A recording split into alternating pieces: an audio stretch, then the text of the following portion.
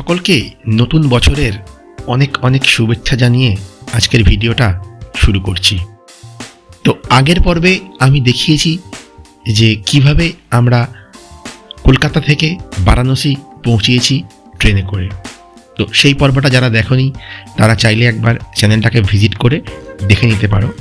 এবং আজকের পর্বে আমি দেখাবো দেব দীপাবলি, যেটা বারাণসীর একটা ঐতিহ্যবাহী উৎসব।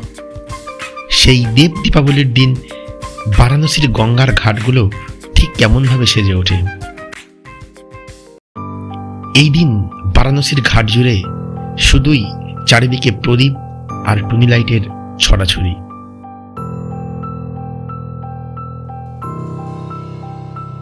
কেমন আছো বন্ধুরা? আশা করছি তোমরা খুব ভালো আছো। তো চলো আর বেশি দেরি না করে সরাসরি ভিডিওটা শুরু করা যাক।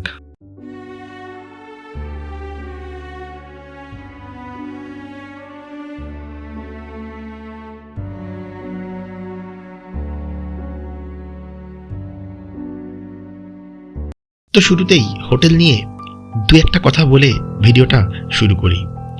তো আগের ভিডিওতেই আমি তোমাদেরকে জানিয়েছিলাম যে আমি ওভার টেলিফোন হোটেলটা বুক করেছিলাম এবং ওরা কিছু ছবি আমাকে পাঠিয়েছিল, কিন্তু সেই ছবিগুলো দেখে ঠিকঠাক বুঝতে পারছিলাম না যে হোটেলটা কেমন হবে। কিন্তু যেহেতু এই দিনটা আমার প্রয়োজন, সেহেতু আমি আর কোনো কিছু না ভেবে সরাসরি অনলাইনে পেমেন্ট করে দিই। তো চলো হোটেলের রুমটা তোমাদেরকে জাস্ট একটু দেখাই। এটাকে রুম বলা যায় না, একটা ছোট্ট মানে কোঠরির থেকেও খারাপ এরকম একটা জঘন্য রুম। আমরা 3 জনের জন্য রুম বুক করেছি। তো পার ডে 900 টাকা করে ভাড়া।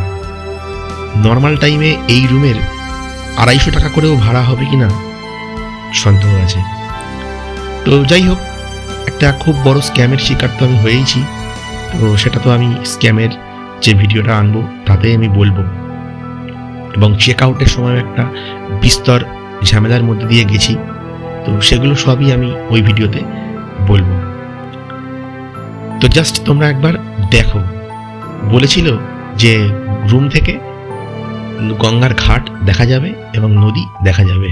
তো তার কিছু নমুনা তোমরা দেখো।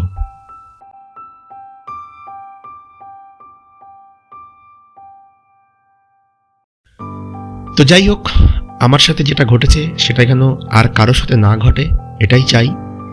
আর পাশাপাশি আমি এটাও বলবো তোমাদেরকে যে দয়া করে কেউ ফ্যামিলি নিয়ে হোটেল লীলাতে এসো না, কারণ ভোগান্তির শেষ থাকবে না। তো যাই হোক, হোটেল খারাপ হয়েছে বলে মন খারাপ করে তো আর ঘরে বসে থাকলে চলবে না।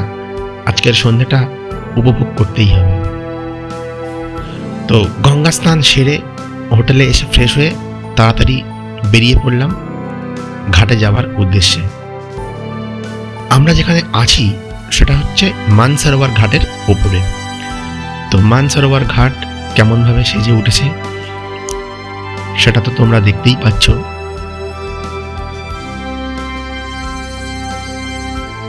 তো গঙ্গার ঘাটে এসে প্রথমেই একটু গরম চায়ে চুমুক দিয়ে গলাটা ভিজিয়ে নিলাম, কারণ ট্রেন লেটের চক্করে আর এখানকার এই নো এন্ট্রির চক্করে আজকে লাঞ্চটা ঠিকঠাক হয়নি। তো সেই জন্য এনার্জি তো দরকার।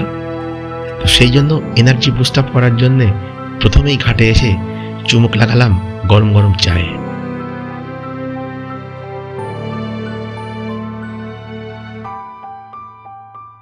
এরপর এখানে আমরা প্রদীপ প্রজ্বলন করলাম।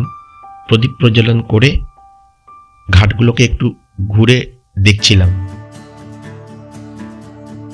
তো এ যেন এক অনবদ্য মুহূর্ত, এক স্বর্গীয় মুহূর্তের সাক্ষী থাকলাম। তো চলো এবারে বলি দেব দীপাবলি বিষয়টা কি, কেন এই দেব দীপাবলির এত গুরুত্ব। কার্তিক মাসে যে অমাবস্যায় কালী পুজো হয় এবং সেই দিনই বাঙালির ঘরে ঘরে দীপান্বিতা লক্ষ্মী পুজো হয়ে থাকে। এবং পাশাপাশি দেশ জুড়ে পালন করা হয় দেওয়ালি।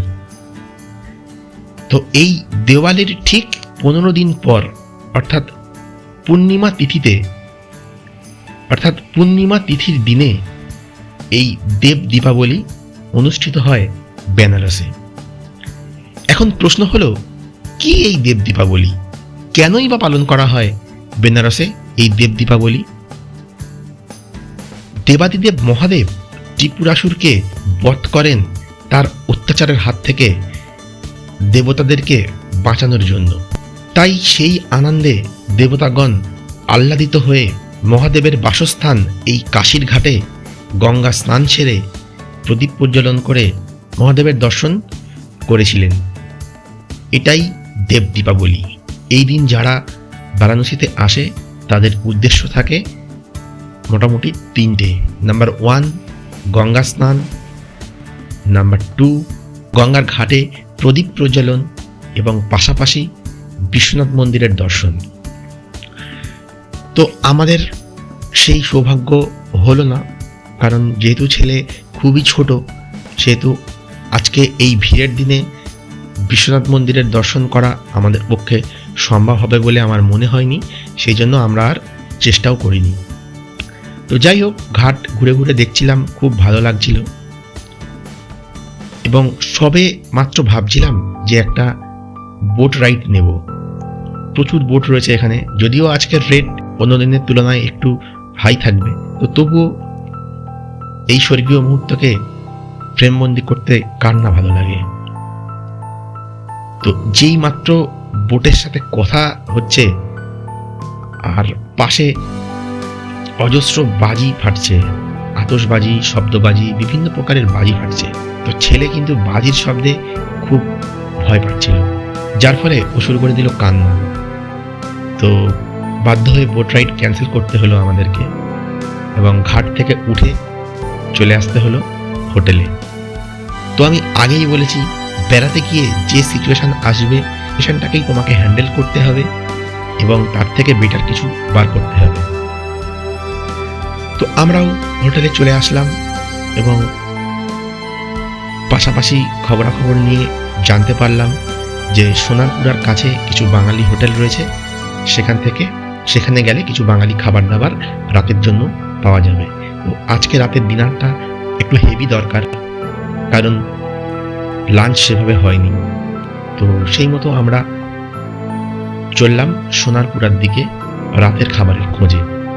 আসার সময় বেনারস বিখ্যাত রাবড়ি ট্রাই করলাম। মা আর ছেলে হোটেলেই ছিল, আমরা দুজন বেরিয়েছিলাম খাবার আনতে। তো আমরা খাবার নিয়ে হোটেলে ফিরে আসলাম এবং খাবার দাবার শেষ করে ঘুমিয়ে পড়লাম। কারণ খবর নিয়ে জানতে পারলাম যে এখান থেকে যদি ঘাট ধরে আমরা হাঁটতে শুরু করি, ওসি ঘাট কিন্তু খুব বেশি দূরে নয়।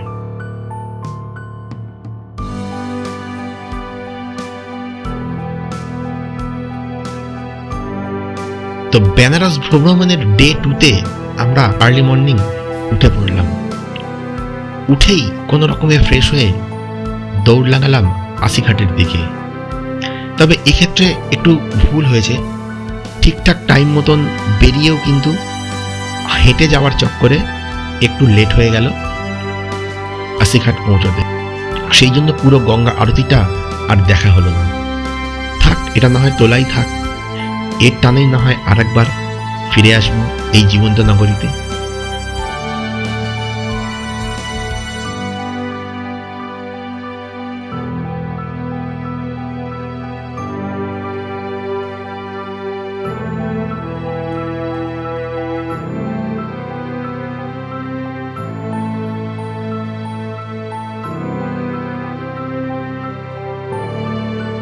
এবং পাশে অনুষ্ঠিত হচ্ছে সুবে বেনারস প্রোগ্রাম, সেই প্রোগ্রামটাও একটু দেখলাম।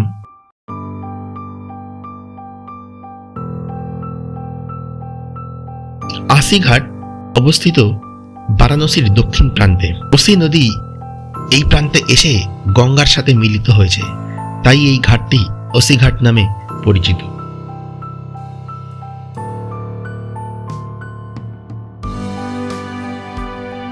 শোনা যায় ভক্তিকবি তুলসীদাস তার রামচরিত মানসের রচনা শুরু করেছিলেন এই ঘাটে বসেই। আমাদের আজ আর আরতিটা পুরোপুরি দেখা হলো না। সুবে বেনারসের প্রোগ্রাম অল্প একটু দেখলাম এবং দেখে এখানে দেখলাম যে বড় ম্যাট পাতা হচ্ছে। এখানে কিন্তু একটা যোগার প্রোগ্রাম হয়, অনেক মানুষ এখানে বসে যোগা করেন। দেখো, বেনারস এমন একটা শহর যেখানে শিক্ষা থেকে সংস্কৃতি, হেরিটেজ থেকে হিস্ট্রি, ধর্ম থেকে আধ্যাত্মিকতা, কি নেই এখানে। শিল্প, শিক্ষা, সংস্কৃতি, ধর্ম, হিস্ট্রি, হেরিটেজ সব কিছুর মেলবন্ধন যেন এই বেনারস শহর, এই জীবন্ত নগরী। ওসিঘাট থেকে বেরিয়ে আসলাম, বাইরে বেরিয়ে একটু চা দিয়ে গলা ভেজালাম। দেন আমরা ওখান থেকে একটা টোটো ধরে চলে আসলাম বাঙালি টোলার কাছে। দেন ওখান থেকে আবার 700-800 মিটার হাঁটতে শুরু করলাম হোটেলে পৌঁছানোর জন্য। পথে দক্ষিণ ভারতীয় ধোসা দিয়ে সেরে নিলাম সকালের ব্রেকফাস্ট সেরে সরাসরি চলে গেলাম হোটেলে গিয়ে স্নান সেরে ফ্রেশ হয়ে এবারে চেক আউটের পালা। চেক আউট করে আজ আমরা এখান থেকে চলে যাব অন্য একটি হোটেল আমি বুক করেছিলাম। কারণ দেখো, যখন আমি কথা বলেছিলাম না এই হোটেলের সাথে, ওরা আমাকে একটা কথা বলেছিল 3-4 দিন আগে আমাকে একটু রিমাইন্ডার দেবেন। তখন আমার মনের মধ্যে একটা খটকা তৈরি হয় যে হোটেল আমি বুক করছি, তো তাকে আমি আবার রিমাইন্ডার কেন দেব। তো যার জন্য আমি একদিনের জন্যই বুক করেছিলাম। সেটা নিয়েই গন্ডগোল হয়েছিল পরে, সেটা বিস্তারিত বলবো আমি পরের ভিডিওতে। তো সেই জন্য পাশাপাশি একটা চিন্তা কিন্তু আমি করে রেখেছিলাম, যার জন্য আমি yatradham.org এই ওয়েবসাইট থেকে ধর্মশালা বুক করেছিলাম। বারাণসীতে কিন্তু থাকার জন্য ধর্মশালা কিন্তু একটা বেস্ট জায়গা এবং বিভিন্ন রেঞ্জের বিভিন্ন রকমের ধর্মশালা রয়েছে।